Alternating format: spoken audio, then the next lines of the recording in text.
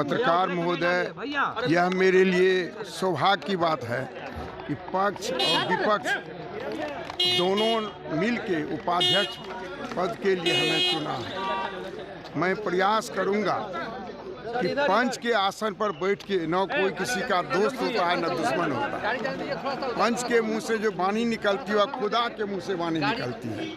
मैं इसका प्रयास करूंगा। जनता से जुड़े हुए मुद्दे हैं, मैं प्रयास करूंगा कि सदन के अंदर उस पर सार्थक बहस हो। आपके माध्यम से मैं माननीय सदस्यों से, खास करके जो विपक्ष के सदस्य हैं, उनसे मैं ये अपेक्षा रखता हूं कि प्रश्नकाल को वो चलने दें, क्योंकि जनता की समस्या से जुड़े हुए मुद्दे प्रश्नकाल में आते हैं। आपने देखना शुरू कर दिया है लाइव बिहार। मैं हूं आपके साथ असलम अब्बास। बिहार में महागठबंधन की सरकार क्या गई, पूरी राजनीति के साथ साथ सरकार में भी बड़ा बदलाव हुआ है और इसी बदलाव के तहत विधानसभा के अध्यक्ष भी अब नए रूप में नजर आ रहे हैं, जिनका नाम नंदकिशोर यादव है। लेकिन उपाध्यक्ष को लेकर भी लगातार चर्चाएं हो रही थी, लेकिन अब पूरी तरीके से उपाध्यक्ष की कुर्सी को लेकर भी स्पष्ट हो गया है।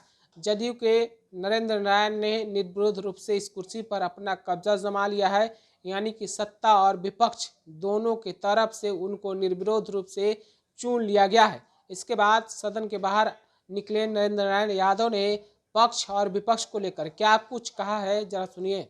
पत्रकार महोदय, यह मेरे लिए सौभाग्य की बात है कि पक्ष और विपक्ष दोनों मिलके उपाध्यक्ष पद के लिए हमें चुना है। मैं प्रयास करूंगा कि पंच के आसन पर बैठ के न कोई किसी का दोस्त होता है न दुश्मन होता है। पंच के मुंह से जो वाणी निकलती है वह खुदा के मुंह से वाणी निकलती है।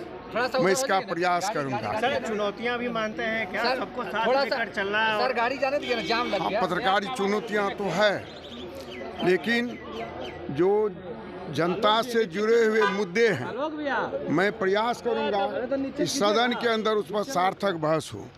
और आपके माध्यम से मैं माननीय सदस्यों से, खास करके जो विपक्ष के सदस्य हैं, उनसे मैं ये अपेक्षा रखता हूं कि प्रश्नकाल को वो चलने दें, क्योंकि जनता की समस्या से जुड़े हुए मुद्दे प्रश्नकाल में आते हैं और प्रश्नकाल जब डिस्टर्ब हो जाता है तो उसकी समस्याएं का समाधान हो नहीं पाता है आगे।